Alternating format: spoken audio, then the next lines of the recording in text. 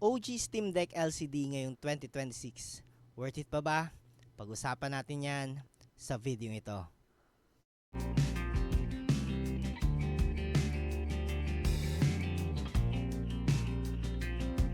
Noong inilabas ng Valve ang Steam Deck, binago nito ang gaming industry. Biglang naging posible ang paglalaro ng AAA PC games kahit nasa kama, biyahe, o coffee shop ka. Pero makalipas ang ilang taon dumating ang mas magandang OLED version nito.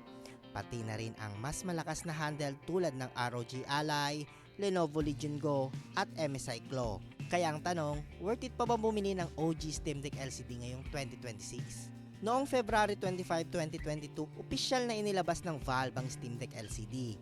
Mabilis itong naging isa sa pinakamabentang handheld gaming PC dahil sa kombinasyon ng presyo, performance at napakalaking Steam library.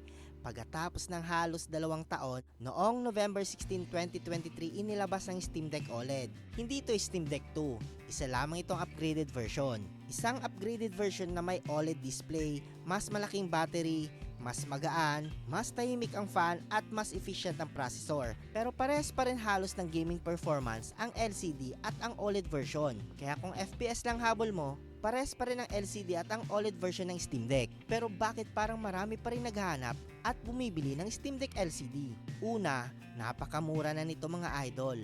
Ngayong 2026, mas mababa na ang presyo kumpara noong bagong release. At kung second hand ang bibilin mo, malaking tipid ang makukuha mo dito. Pangalawa, pareho lang halos ang nilalarong games. Kaya nitong patakbuhin ang Elden Ring, GTA 5, Cyberpunk 2077, Red Redemption 2, Persona 5, Baldur's Gate at libu-libong Steam games. At pangatlo, napakalaki ng Steam community mga idol. Kaya madali kang makakahanap ng mga guides, settings, mods at pag-troubleshoot nito.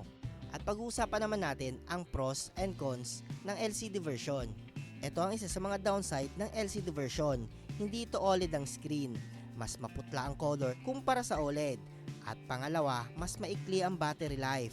Depende sa laro, minsan 1.5 hours hanggang 3 oras lang. At pangatlo, mas mabigat at mas umiinit ng kaunti kumpara sa OLED. At ang panghuli, may mga bagong handheld na mas malakas pang specs. Hindi na siya ang pinakamalakas ngayon, pero hindi ibig sabihin na obsolete na ito.